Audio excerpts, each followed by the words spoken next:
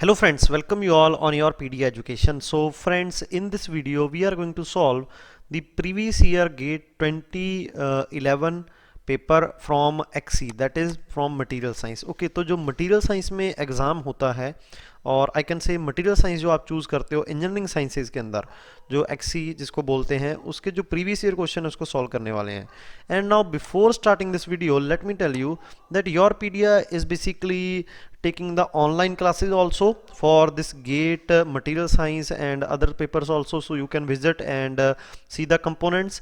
And your PDA is also providing test series for this, and you can also enroll for that test series if you want to write the GATE, because आपको पता है gate अभी आप दो paper लिख सकते हैं. Okay, so one you can write in your core, I can say, branch, and second you can write in this engineering sciences. Okay, because there are many options through this XE also. Now let's proceed to the paper. Here you can see which one of the following pairs of crystal structure can have same packing fraction of 0.74. so first of all, what is the meaning of packing fraction? okay, so इसको आप क्या बोलते हैं? atomic packing fraction भी बोलते हैं, APF, और इसको packing efficiency भी बोलते हैं. okay, packing efficiency. so the formula for packing fraction is that volume of atoms. okay, so the volume of atoms in a unit cell, or more precisely effective volume of the atoms. okay, effective atoms, I can say effective atoms in a unit cell divided by the volume of unit cell. okay, now what is the meaning of this total? Basically that if this is the unit cell in 2D, suppose in 2D, so these are the, I can say, atoms. okay, like this. so this is basically the space covered by the atoms, and remaining is empty. so total volume is the volume of this box, I can say, and volume occupied the atoms, this shaded. okay, so the ratio is called I can say atomic packing fraction. so it is different values for different crystal structures. so question is about जिसके लिए 0.74 होता है. so answer is here you can see 0.74 FCC के लिए and HCP के लिए होता है. BCC के लिए you have to remember 0.68, simple cubic के लिए 0.452, and for diamond it is a special case 0.34. okay, so you have to remember this. option number C is correct for this. I hope you are basically able to listen this question. now similarly they can ask you also about the void. okay, void कितना है percentage, तो इसको 1 में से minus करोगे आपको void मिल जाएगा. now which of the following is not correct? an edge dislocation have can cross slip, an edge dislocation can glide, and screw dislocation can cross slip, and edge dislocation can climb. okay, so before discussing this question you must be aware about these terms, that what is the meaning of cross slip, what is the meaning of glide, what is the meaning of climb. okay, so let's discuss one by one. so there is also a one term screw dislocation and edge dislocation. so 6 to 5 terms are there. so here you can see the answer for this is option A. okay, now let's prove. here the question is that which is the following is not correct. now we are talking about climb or jump first. okay, so motion of edge dislocation in direction perpendicular to slip plane. so what is going to happen here? here you can see there is a plane, there is a plane coming basically downward, upward to downward. यहाँ पे plane ऊपर से नीचे आएगा, but यहाँ पे ये atomic plane यहीं पे आके खत्म हो गया, इसको बोलते हैं एक्स्ट्रा हाफ प्लेन, एंड इस जो डिफेक्ट है इसको आप बोलते हैं edge dislocation. Okay, this defect is called edge dislocation. Now what is going to happen here, that when you apply the force, this edge dislocation or extra half plane is going to move. here you can see this is basically going to move in this direction. okay, so basically motion of edge dislocation in the direction perpendicular to slip plane. so wherever this basically extra half plane and here, so this plane is called a slip plane. it is called a slip plane. why?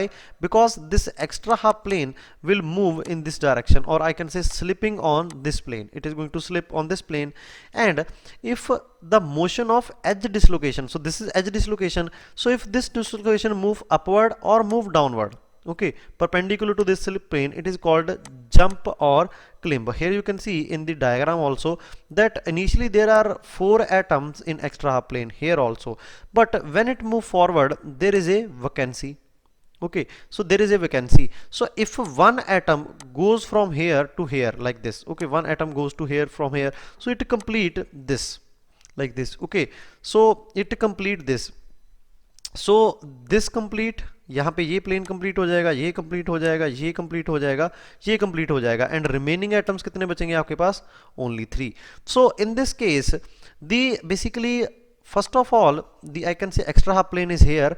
Now extra basically half plane is up to here, so it climb upward. Similarly it can climb downward also. Here you can see in this diagram, here 2 atoms are there only. Now due to the vacancy, okay, I can say this atom can move in this direction also, so there are 3 atoms I can say. So climb down and climb upward also. So I can say this edge dislocation can climb. So this statement is correct. Here you can see.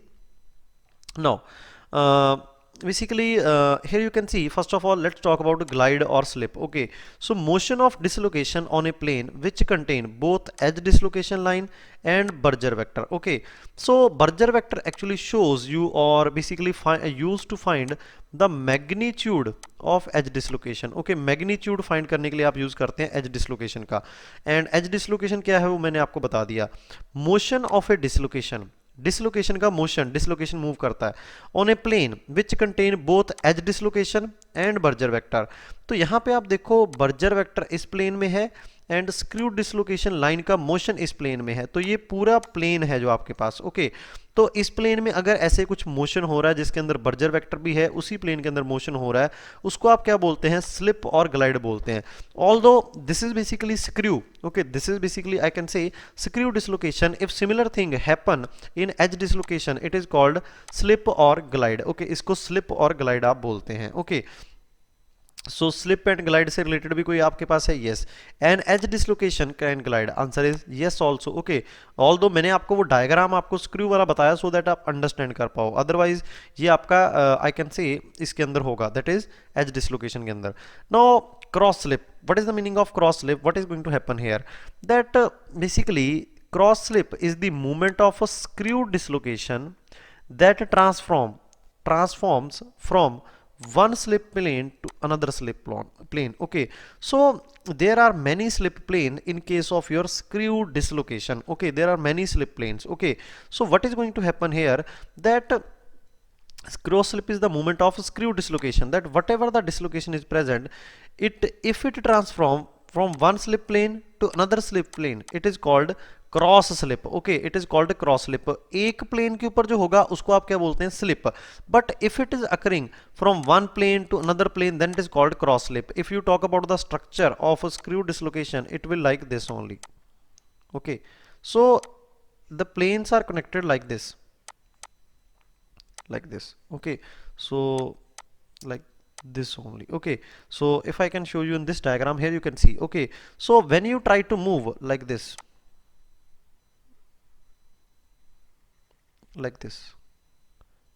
you will not end at this point. There is a distance. When you again move, go in this direction, then you come from this direction. Here you can see.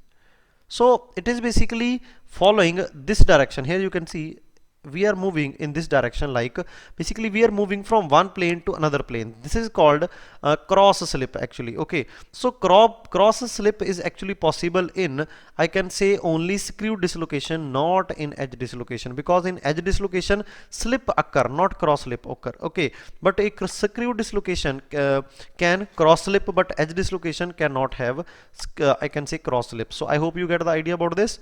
Now let's move to next question. Which one of the following is not correct? Working of lead at 25 degrees Celsius is hot working.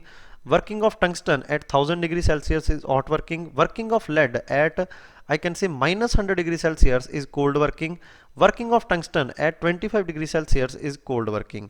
Now what is going to happen here, that there is a temperature called recrystallization temperature. Okay, recrystallization I can say temperature. Okay, what is the meaning of recrystallization temperature?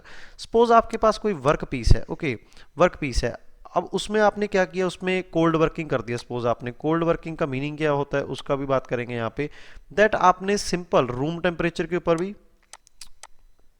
Room temperature के ऊपर आपने क्या किया, उसके ऊपर आपने stresses वगैरह लगाए. तो स्ट्रेसेस के कारण क्या हो जाएगा, उसके ग्रेन्स सपोज ऐसे आपके पास वो after that cold working grains कुछ ऐसे इंटेंगल हो गए, और I can say residual stresses आ गया। तो इन रेजिडुअल स्ट्रेसेस को रिमूव करने के लिए आप उसको क्या करते हो, हीट करते हो। तो जब आप उसको हीट करेंगे सबसे पहले तो क्या होंगे, ये वाले ग्रेन्स डिमिनिश होंगे। ओके, आई कैन से डिमिनिश होंगे ये वाले ग्रेन्स, एंड डिमिनिश होने के बाद ये ग्रेन्स क्या होंगे, और आई कैन से स्ट्रेसेस रिलीव होंगे, और उसके बाद न्यू ग्रेन्स बनने स्टार्ट होंगे। तो जो टेम्परेचर के ऊपर न्यू ग्रेन्स और न्यू क्रिस्टल्स बनने स्टार्ट होते हैं उसको आप बोलते हो recrystallisation temperature. Okay, now recrystallisation temperature आपका मेल्टिंग टेम्परेचर से तो कम होता है। ओके, लेकिन कितना होता है, क्या होता है, उसके बारे में हम बात करेंगे। तो अगर रिक्रिस्टलाइजेशन टेम्परेचर TR से ऊपर आप काम कर रहे हो तो इसको आप बोलते हो हॉट वर्किंग, एंड अगर रिक्रिस्टलाइजेशन टेम्परेचर से कम के ऊपर आप काम कर रहे हो उसको बोलते हैं cold working. Okay, so different materials के लिए यहाँ पे टेम्परेचर्स गिवन है, recrystallisation temperature and melting temperature. Like अगर लेड की बात करें तो उसका मेल्टिंग टेम्परेचर कितना होता है, 327 डिग्री, पर अगर उसका आप -4 डिग्री के ऊपर काम करोगे देन उसको आप क्या बोल देते हो, हॉट वर्किंग बोल देते हो। ओके, उसका रिक्रिस्टलाइजेशन टेम्परेचर कितना है, -4। अगर उससे आप नीचे करते हो तब उसको कोल्ड बोलोगे, अगर इससे ऊपर करते हो then it is called hot working. It means अगर लेड के केस में आप रूम टेम्परेचर के ऊपर काम करोगे दैट इज 25 डिग्री सेल्सियस के करीब, 27 डिग्री सेल्सियस के करीब, तब उसको क्या बोलेंगे, hot. This is an exceptional case, I can say. Similarly in case of tin also. Now in case of, I can say the answer correct for this, here you can see working of tungsten at 1000 degree Celsius is hot working. So tungsten की बात करते हैं, यहाँ पे ये देखिए आप, so tungsten का यहाँ पे आपके पास recrystallization temperature is this. So if you work at a temperature more than 1200 degree Celsius तब उसको आप hot working बोलोगे, लेकिन ये 1000 है तो ये स्टेटमेंट आपके पास रॉन्ग है। Okay, working of tungsten at 25 degree Celsius is cold working, yes आप रिक्रिस्टलाइजेशन से नीचे कर रहे हो। Working of lead at -100 is cold working. Okay, so -4 से नीचे है -100, yes it is cold working. Working of lead at 25 degree Celsius hot working, yes it is. Now, for pure material, recrystallization temperature is normally 0.4 time the melting point, where Tm is the absolute melting temperature. For some commercial alloy, it can run up to high 0.7. Okay, so alloy के लिए 0.7 and pure material के लिए 0.4. Now ये ऐसे type के जो question आपको आएंगे, that is which one of the following is not a ceramic, तो इसमें कुछ कंसेप्ट नहीं है, आपको पता होना चाहिए दैट कौन से सिरामिक्स का एग्जांपल है, कौन से अदर अलॉयज का एग्जांपल है, प्योर मटेरियल का कौन है। सो directly I am just telling you the option that is I think there is basically some mistake. The correct answer for this is actually D. Okay, so correct answer for this is D, that is titanium. Basically this option number D is correct for this. Okay, so carbide and oxide and these three are basically ceramics, I can say. Okay, I can say these are ceramics and this is not actually ceramic. Okay, so option D is basically, आप इसको correct कर लो, यहाँ पे D आएगा। Now here you can see the formula based or numerical is there. If average degree of polymerization of PVC, okay, polyvinyl chloride polymer is 2000, then its average molecular weight in gram per mole is.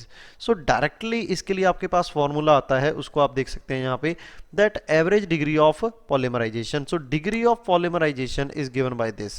Now degree of polymerization DOP जिसको आप बोलते हैं molecular weight of polymer divide by molecular weight of repeating unit. Okay, so आपका जो polymer है किसको repeat करके बना, सपोज ये आपके पास है। ओके, मैं एग्जांपल के बता रहा हूं, अब इसको आप रिपीट करोगे सपोज इस पैटर्न को,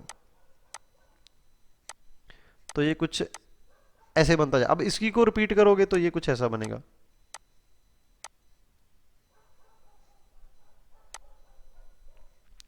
so this is I can से रिपीटिंग यूनिट, ऐसा आप बोल सकते हैं, यस सर बिल्कुल बोल सकते हैं। ओके, तो ऐसे करके आपने बोल दिया उसका रिपीटिंग यूनिट का, एंड उसका टोटल जो है उसको आप बोलते हो degree of polymerisation. Okay, so average molecular weight you have to calculate, so degree of polymerisation is given to you, what is it, 2000. Okay, and molecular weight of your polymer is also given to you, that is basically weight of polyvinyl chloride is also given to you. You have to calculate the average, I can say I can say average molecular weight. Here you can see that if average degree of polymerization is this, is 2000, and its average molecular weight is this. Okay, so please basically correct this, that it is also given in the question. Okay, I think some mistake is there, so please correct it. It is also given in the question. So just multiply this term by this term, then you will get the actual, I can say, weight of the molecule, that is 2000 into 62.50 gram per mole. Now which of the following material has lowest coefficient of thermal expansion? So इसका answer already given है B, but what is the use of super-invar? That it is used to make the, I can say, gauges or gauge, I can say. So gauges are basically used to measure the dimension.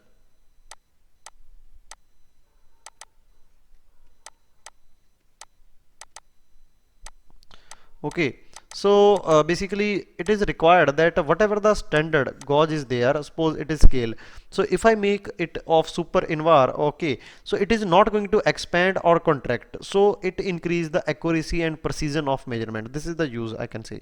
Now the color of metal is determined by the wavelength distribution of the radiation that is. So whenever a radiation is basically I can say thrown on a material, so some are, I can say, refracted, some are reflected. Okay, so some basically, sorry, not refracted actually, I can say some are observed, I can say, in the material, and some are reflected. So color of the material is just told by the reflected, okay, reflected waves, I can say. You have to remember this, and you can use the concept that we आप छोटी class में भी पढ़ते हैं, जो colour कैसे object का colour आप देखते हैं. Okay, the oxide scale responsible for the excellent corrosion resistance of stainless steel.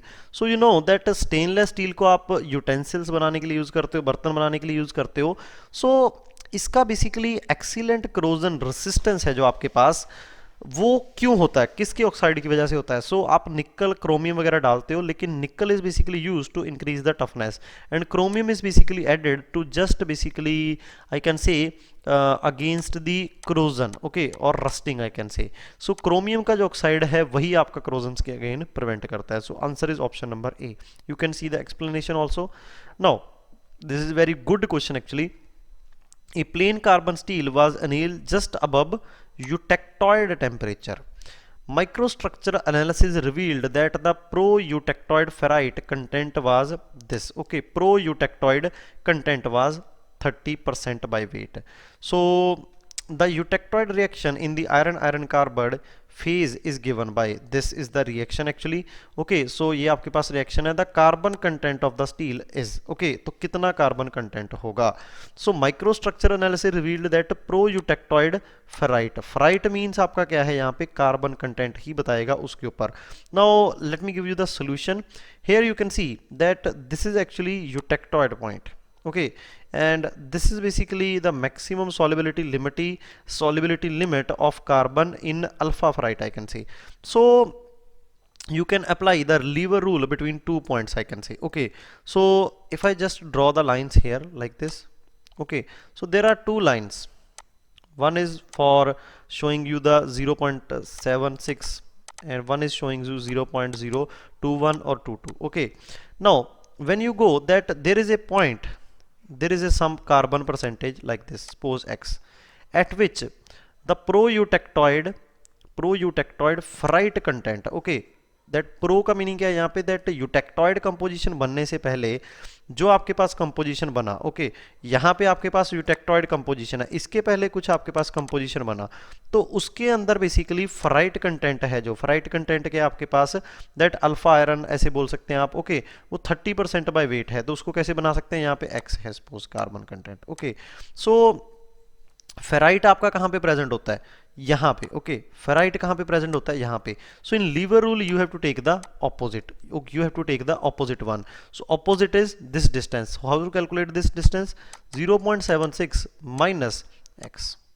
Divide by total कितना है आपके पास, total is 0.76 minus, I can say 0.022, and ये है कितना आपके पास, 30 divide by 100. Okay, so let me repeat this again in English, that 1 point or eutectoid composition is 0.76% of carbon, and alpha ferrite maximum solubility of carbon 0.022.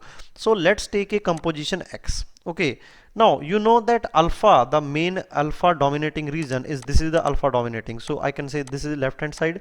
And if you have to calculate the alpha, you can apply the inverse lever rule. Actually it is called inverse lever rule. So if alpha region is this, you have to keep the opposite side quantity on the upper side, that is this distance. Okay, that is 0.76 to minus x, and the total distance is this 0.76 minus 0.002, and this is actually 30%. So by solving you can get x equal to 0.54 percent of carbon. Okay, now next 3 to 4 questions are match the following question, I think, and these are basically I can say learning type question. Learning in the sense basically आपको रटना पड़ेगा, that इसका answer ये होता है, इसका ये होता है. So this is the question and I am directly giving the answer.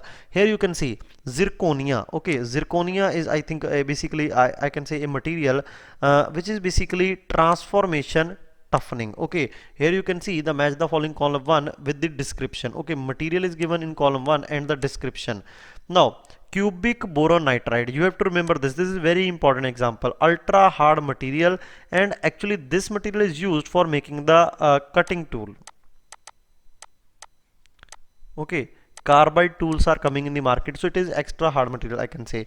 Hafnium carbide, it is ultra high temperature material. For high temperature I can say application, for high temperature application. So these two materials are I can say very common, hafnium carbide and CBN. It is also called CBN. Okay, so you have to remember, if you know these two you can answer. Okay, now yttrium aluminium granite. Okay, this is host material for laser I can say, and zirconia transform toughening. Okay, so Q ka 1 is there. Okay, Q ka 1 is there and R ka 4 is there. Okay, so these are the two options, and after that you have to select between P and S. Now next is also nylon 66 PTFE ebonite, and the description, very hard and brittle, very high temperature, H bonding, acrylic fiber, rubber, polyester fiber. So you have to just match according to the property. So here you can see that nylon 66 H bonding is there. Okay, so this is a common one, you can match this also. PTEF, it is very high temperature application के लिए use करते हैं, पता होना चाहिए, and it is also very common ebonite, that is hard and brittle material. Okay, so if you doesn't know this, then you can answer the question by using these 3 options. Okay, and these are very common I can say, when you study the polymer chapter these are very common. Now again the question is from I can say microscopy or diffraction scanning topic I can say. Now again here you can see the X-ray diffraction, residual stress measurement, yes, scanning microscopic surface morphology of a material. For surface I can say surface details, you use scanning electron microscopy, and it is also called SEM.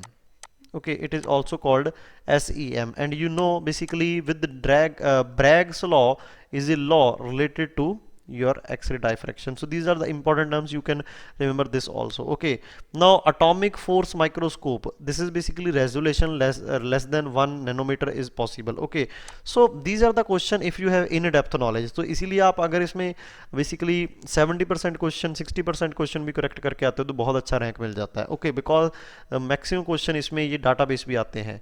Now here you can see the question is basically from diffusion chapter, and every year question come from diffusion. Now it takes 4 hours of carburizing steel at 900 degrees Celsius. So it takes this much time, I can say T1 time at temperature this T1. If same carburizing is to be accomplished in 2 hours, okay, so same carburizing is there. Okay, same carburizing is to be accomplished in this much time T2, what should be the temperature? T2 you have to calculate. The activation energy is given, to you, and diffusion of carbon in steel is this. Okay, so let's talk about this. Here you can see the solution. So first of all the relation is this. Okay, so this is the relation, I can say this is I can say right like this also.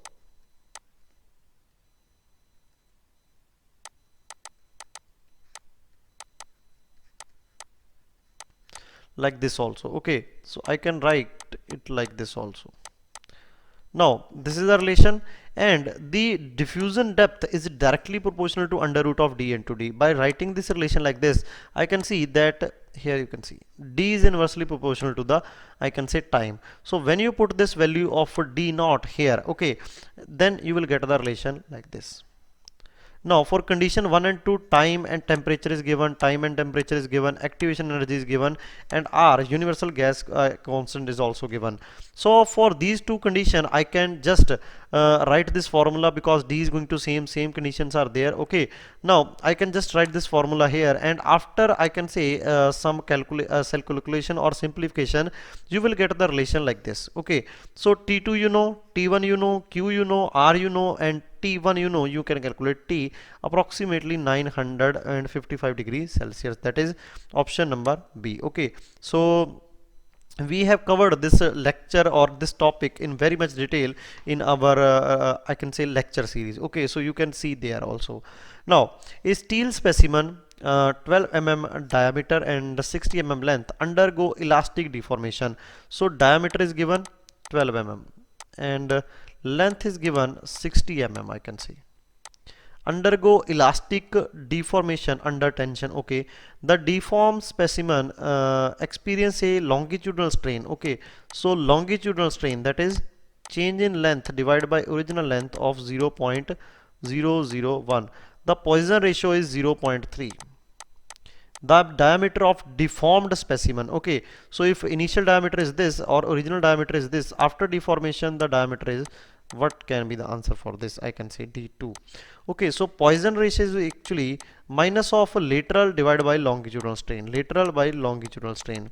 So if you going to stress this or basically apply force on this material, the length is going to increase and the diameter is going to decrease. So I can just write basically D2 minus D1 divided by d1. This is lateral strain divided by longitudinal strain, change in length divided by original length. So change in length is, I can say, divided by original length is also given 0.01, that is lateral strain, equal to your this Poisson ratio. Okay, so d1, that is original diameter, already given. From here you can calculate d2. So let's see the solution. So here you can see this is given to you, and after putting all the values you can calculate change in diameter, this, and change in diameter say up, you can calculate the original diameter, or sorry, the deformed diameter 11.9964. that is there is a decrease in diameter. If original specimen is like this, when you going to pull, the shape of the specimen become like this, length is increasing and dia is decreasing. Okay, now let's see, the question is from your diffraction. The first peak in the the powder X-ray diffraction pattern of FCC metal, okay, appear at Bragg's angle, from Bragg's law, at this angle. Okay, the wavelength of copper Kg radiation used is this is the wavelength, lambda is given to you. The lattice parameter you have to calculate A, that is unit cell length of a metal in nanometer. Okay, so direct relation it is.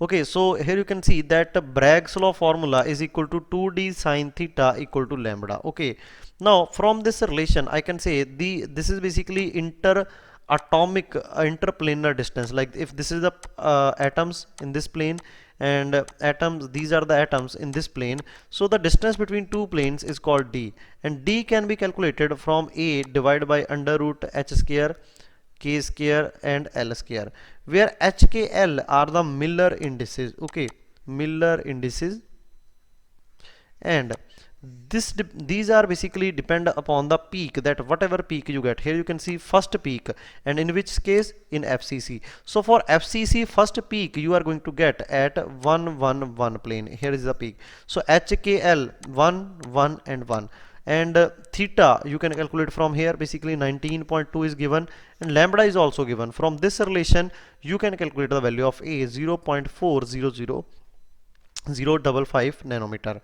Now next is basically first peak in powder X-ray diffraction pattern of FCC metal appear at Bragg's angle of this. Now this is the same question. Now the basically the answer the basically they are asking now different thing. The full width at half maximum, that is FWHM, of first peak is this angle. Ignoring the micro straining instrumental sorry, broadening the crystal size of the sample in, I can say, nanometer is. Okay, so again there is a different formula for this, like Bragg's law. Okay, so D equal to, by using Scarrer's equation, k lambda by b cos theta, where k is a shape factor and it depend upon the peaks. If the peaks are 2D peaks, then it is 1.84. If the peaks are 3D peaks, then you have to take it 0.9. Lambda is given, theta is given, and beta is basically, you can say, this much of radian. Okay, because it is given in degrees, so you can convert it into radian. So k, you know that 0.9, lambda 0.154 given, theta Bragg's given in the question 19 point something, and beta you have calculated. Okay, so after putting all the values, you will get it as equal to 24.24 nanometer. That is, I can say, option number B. Now this question is somewhat related to, I can say, SOM. That is, this question is basically from, I can say, composites. Okay, that is stress and strains in composite. So a continuous and aligned glass fiber reinforced composite, okay, has modulus of elasticity of this in a longitudinal direction. A matrix of polyester resin with modulus of this, the glass fiber is this, okay, has modulus of this. So a glass fiber is this and a matrix is a polyester resin. So the matrix and glass fiber, suppose if I talk about the cross section, so I can say, if these are the wires, if these are the wires of glass fiber, then the material containing them is basically called matrix, and it is given, it is polyester, and this total arrangement is known as composite. Okay, so it is given that basically glass fiber has modulus of elasticity this, suppose Eg 340. Okay, so glass fiber is basically, I can say, and your composite has, whatever the composite is form is this, EC equal to 150 gigapascal in longitudinal direction. Very important, okay, because the formula depend upon the type of, I can say, loading. Okay, and the matrix has, I can say, Young's modulus 4.5 gigapascal. The volume fraction of glass fiber, okay, so whatever the volume of glass fiber, that how much volume is there. Okay, so let's talk about this relation.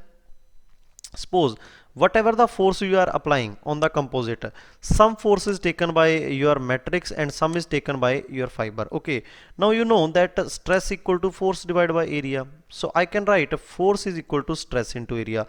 So stress in composite into area of composite, stress in this your matrix into area, and similarly for fiber. Okay, now here you can see that I can divide it with the area of composites, composite total area. Here you can see.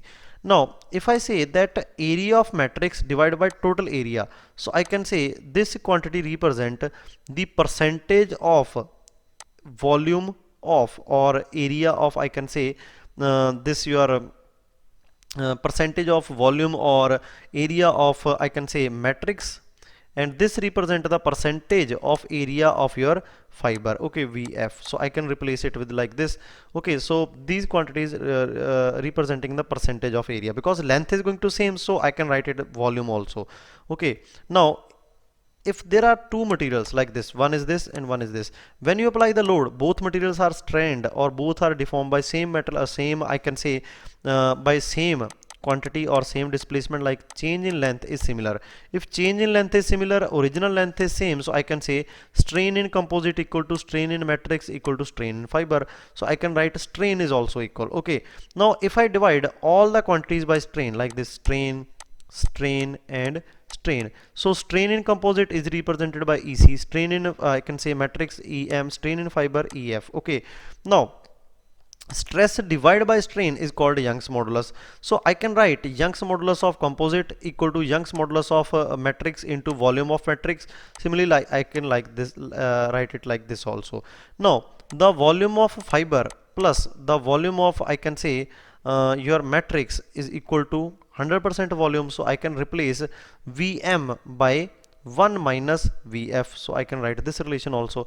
By using this relation I can solve this question, because Young's modulus of every I can say quantity is given. Okay, there is one more relation is there, that force on your fiber divided by force on matrix equal to EF Vf divided by EM Vm. Okay, so this relation can also be used for any other question.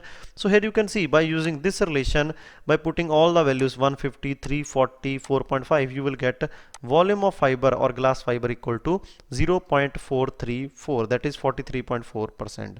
Now whatever the formula we have discussed at the last, this formula, okay, that we are going to use in this question. So upper part is same. Now the question is different from here, okay, because it is 2011 paper, so I can say combined questions are also frame. If cross sectional area of composite is this, so cross section area of composite is given, and stress is this much of applied in longitudinal direction. Okay, what will be the total load carried by glass fiber? Glass fiber is taking what load, I can say. So here you can see the formula that we have already discussed. So each and everything I think is given. Okay, so area is given for composite, stress is also given, so you can calculate the force on composite, so this quantity can be calculated, and Young's modulus is given, and volume of all you have calculated. From there you can calculate PF, that in load on glass fiber, 29.5. So thank you very much friends. This is all about the questions from mechanical topics in XC paper of 2011. Okay, now if you like the video, please do comment and press the like button, and if you want more videos like this, then again mention in the comment section, and please tell me the improvements that you need only solutions, or you need concept telling in more detail in this video series. Thank you very much friends, and we will meet in the next video.